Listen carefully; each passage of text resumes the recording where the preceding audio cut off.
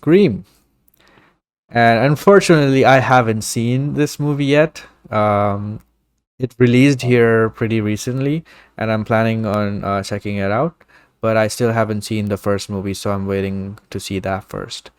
But you've seen the movie. Both of you have seen the movie. What do you think of it, Mar? Yeah, so Scream 5 trailers marketing were actually fantastic for this one. I think they did an awesome job. I think they used their marketing budget. I think they used it all, but they used it importantly in terms of what they did with it. The posters were fantastic. The marketing for Halloween at that time was brilliant. Stuff like that. It really made a difference. And the trailers were fantastic. And of course, we're bringing back the old crew of Nev Campbell, Courtney Cox, David Arquette. But a person who didn't come back this time was Wes Craven, who directed the first four films. He sadly passed away a few years ago. And Wes Craven's one of these iconic horror directors. He did Nightmare on Elm Street. I think he did number two, did he? Did he do the one with Johnny Depp? Or did he do three? He did two of them. No, no, he did. He did. Wes did the first one, and he did New Yeah, Nightmare. yeah, that's it. So, going into Scream when it came out in 1996, I remember watching this movie so many times when I was younger. I was blown away because of Ghostface, so intimidating, so like, oh my god, I'm so scared. And the opening scene with Drew Barrymore in the first movie, where she's outside the window and she's looking into the house and it's in flames and stuff like that, and Ghostface is running around. I was legit scared. Like it's such a striking image. And that opening scene is iconic. It's one of the greatest opening scenes of all time. And Wes Craven was very meta in his directing approach in terms of Scream. It would reference movies. It would reference the tropes of horror movies in terms of what the slasher killer will do. First person to die, don't go down there alone, all that kind of stuff. And it got meta and meta as the films went on into two, which I really liked two, and then three. It was kind of like the whole in the Scream universe there is movies made about the movie. So in that world, it's called Stab, and they've made like 7 or 8 Stab movies in the Scream universe, which is based on the Woodsboro killings from the first one. And in the third Scream movie, they were making Stab 4 or 5 or whatever it was, or three, and you had the real actors are playing these characters, and then you had like the fake actors in the movie who were making a movie about these characters as well, and that was very meta. And Scream 4 came out about 10 years ago, and I liked it, but it was a bit simple in terms of it was okay. I wouldn't say it was amazing or anything like that. And the twist at the end, I could probably see it coming. But going into Scream 5 without Wes Craven, you're kind of a little bit concerned. But the original three came back: Ned Campbell, Courtney Cox, David Arquette, and I have to say, I really enjoyed this film. I had so much fun with it. And that's probably a sick thing to say in a serial killer film. But in terms of this film was just insanely meta in terms of what it was referencing, not just horror movies, but also fandom. And it actually addresses toxic fandom. There's a great kind of meta line in the movie where they reference the director of Knives Out, Rian Johnson, which you will love, Casey, because you love The Last Jedi, in terms of the backlash towards that movie online with fans, and then one of the actors, one of the characters, explain how do you make what did they call it, Rokan, a, a A requel. requel. So they explain how you make a new version of an already established franchise like Star Wars or Star Trek or whatever it is, how you don't disrespect the fans, but you also pay respect to the fans, but also doing something new. And that's what Scream does here. They have the OG characters, they have the new characters, they're blended together. You can kill off one, but you can't kill off a lot. Like in terms of what they did with the enhanced solo and stuff, like they all reference those types of things, which was fantastic. But also, if you're not a fan of those things in the Star Wars movies, you're still pissed off about it. And this movie reminds you of those things as well. So overall, I thought the film was Jack Quaid, isn't it? He's in The Boys.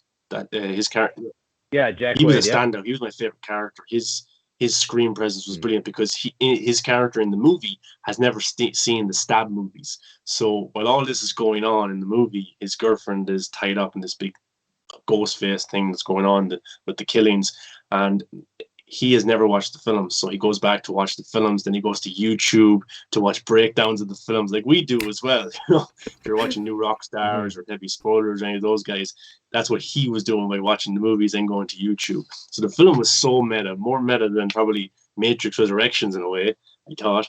But the kills are absolutely brutal. I don't know, I think maybe the most brutal Rokan, is it? It might be since the first one. It's Maybe I would say it's as brutal as I would say even as two. Because two had Yeah, some dude. gory Especially kills. in the van. What's his name? Randy. Randy. Yeah. Should have never killed him off. Rest in peace. We Yeah, love you, Randy. and they pay tribute to him in this movie. They pay tribute to all of the cast members. Mm-hmm. They do a beautiful job. Amazing, unbelievable kills, twists, turns. And what the film did pretty great was you thought every single cast member could have been Ghostface. And that's brilliant because every single Scream movie, there's a new Ghostface. And some movies you can probably pick out who it is and stuff like that. But here to do such a job of you thinking, oh, it's that person. Wait, what? No, where were they when this happened? Oh, but that character said this. But no, it can't be them because... And you're thinking, you're with the characters throughout the movie thinking, who could be the actual killer? And then when the twist comes at the end, you're like, oh my God, which I won't spoil and stuff like that. And then the way that they do it and they perform it, it's just fantastic. So, yeah, this film has already grossed 100 million at the box office. It's going to get a Scream 6. And the directors, we should say, that there's two directors, I don't know their names, but they directed what's that film with Samara Weaving, is it? Ready or not? Ready or not? Yeah, I haven't seen that film, but Dude, that's awesome. I'm definitely going to check it out now. Oh, dude, these directors sold me. Amazing. Yeah, and these directors sold me. But in terms of the newer cast members, Jack Quaid stole the show.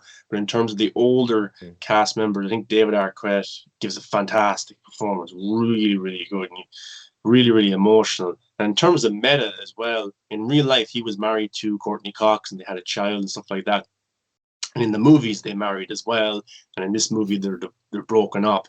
That's very meta as well. And it looked like you were watching, because there was a conversation between the two of them. It's actually pretty emotional. And they're both crying, about their relationship and stuff like that. It was like you were watching David Arquette and Courtney Cox in real life talk about their relationship. That's what the Scream franchise is about. It's really, really meta. And one of the new actresses as well, she was one of the Manson killers in Once Upon a Time in Hollywood. Oh. And there's some similarities to her character there as well in terms of how she dresses and just how she talks, which that's meta in its own right. So overall, I thought this film was fantastic. It's my favorite since the original, and I really do like Scream 2, but I think this one just bumps it out of the way. And yeah, it's really, really good. And I wasn't expecting it to be this good because I was a little bit afraid because Wes Craven's not involved anymore, but it's a great tribute to him. And I think for Wes, I think appeared at the end of the movie as well, which was fantastic. And one of the characters is named Wes too, so it's complete meta-ness, and we love meta-ness around here. Oh yeah. What do you think, Rokan? Look, I absolutely love the Scream franchise. I grew up, watching the three films, and they've always been like a Halloween tradition of mine. Like every Halloween, like I will always put on Scream films, 28 Days Later, and Snyder's Dawn of the Dead, and Nightmare on Elm Street. Like those are my Halloween tradition films. So one is is the classic. 2, I think, is a damn good sequel. 3 is my least favorite just because it really is a super sanitized Scream film, which you kind of can blame it on the time since they started filming right around the time Columbine happened. And so it was around that time when they were trying to be like violent movies were kind of getting cut down because, it was Columbine. 4 was like, I think 4 is super underrated. I think, with their goal of trying to kind of, get back to kind of like, what Scream was, I thought it did a good job. And also Scream 4 came out when I was like, 17 or 18. So for them to kind of like parody like my kind of like age group of teenagers, like I kind of felt like, okay, this is like Scream movie of like, my generation in that sense. And I feel like with what Scream 5 did is it's the perfect Scream film for the Gen Z generation. It's a very kind of Gen Z type of film in a good way. Like I'm not saying that in a bad way. It's a good way. But so good that you mentioned that. It does kind of give off that type of like, yeah, don't worry. But yeah, it is a very Gen Z type of Scream film in a sense that you have kind of like you have kind of like them acknowledging kind of like the online movie kind of like kind of like Community and stuff like that. You have them acknowledging kind of like requels and films like Star Wars and Creed and Terminator and so forth, that they will continue the franchise, but at the same time they will kind of like redo the first movie in some way. So I like to kind of address that. And also, as Sean mentioned, like they do such a good job of bringing in the old crew in and kind of like treating them really respectfully. Like they still do feel like a major part of the franchise. It's not like they're kind of like it's not like they're kind of like being made fun of because they're the old crew or anything like that. Like you see in a lot of these requels, they're actually, they play a major role into the film. So I like that, and I do kind of like, I do like the whole mystery aspect of it, because you're sitting there in the theater trying to play detective too, kind of going like, well, it could be this person because this evidence could lead to that as to why they didn't want to do that. But then something else happens where you're kind of like, oh shit, then who do I gotta look at now? So I like that. It was pretty exciting, and I do like what it does say about kind of like toxic fandom and also about requels and stuff like that. Considering the fact that these days, you do see a lot of requels. I mean, shit, Matrix Resurrections is technically a requel. Yeah. So I do like they kind of like address all that in a sense. But I think what they did is the perfect kind of like love letter to Wes Craven and the 4 films. And also, I think I was nervous going into it because I was like, because Wes isn't directing it, even though it's got the Ready or Not guys, and I was going into it going like, it's got that Ready or Not type of tone, but in the Scream world, I'll be fine.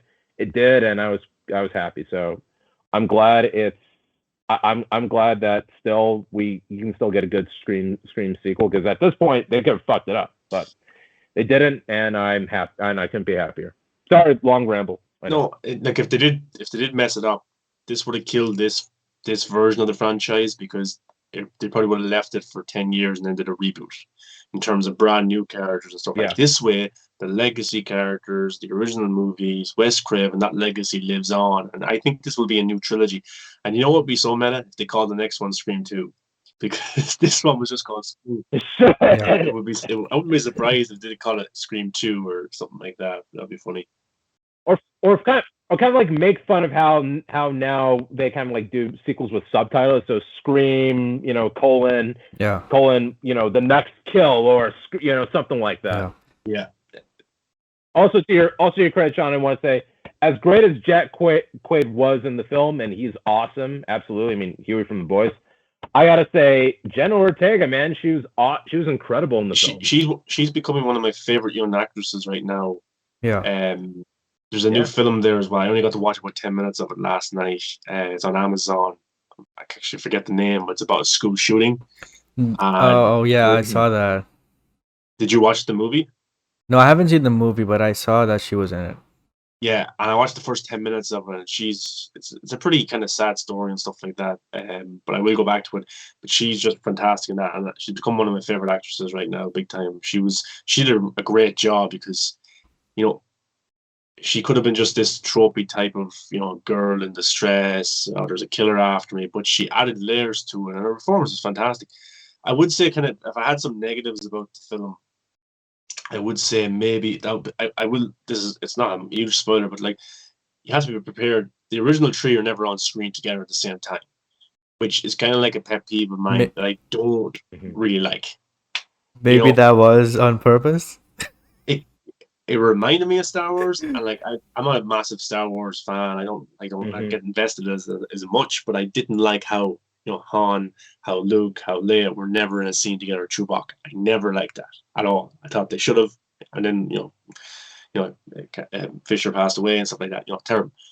But yeah, this film didn't have that either. Maybe it was on purpose because of the Star Wars kind of connection, the reference there. But yeah, and also the character who's supposed to be kind of the new Sidney Prescott is Sam.